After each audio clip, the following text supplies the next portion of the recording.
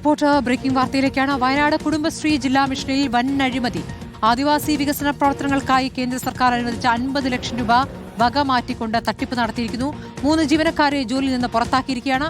CPM branch secretary, DYFI നേതാക്കൾ കൂടിയാണ് പുറത്താക്കപ്പെട്ട ജീവനക്കാർ. തിരുനെല്ലി ആദിവാസി വികസന കോർഡിനേറ്റർ സായി കൃഷ്ണനെതിരെയും നടപടിയെടുത്തിട്ടുണ്ട്. ഷഹാദ് റഹ്മാൻ വിവരങ്ങൾ നൽകും. ഷഹാദ്, ഇപ്പോൾ വലിയ തട്ടിപ്പാണല്ലോ.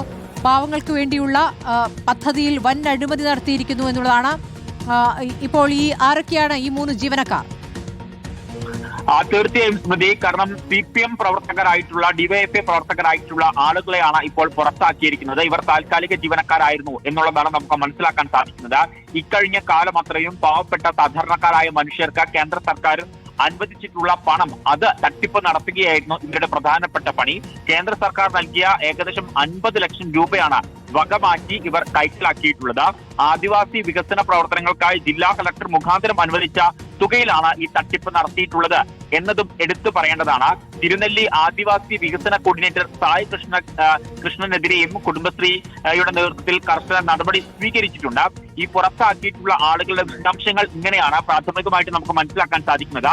CPM ബ്രാഞ്ച് സെക്രട്ടറിയും DYFI നേതാവുമായിട്ടുള്ള ആളുകളാണ് ഇവരൊക്കെ തന്നെ.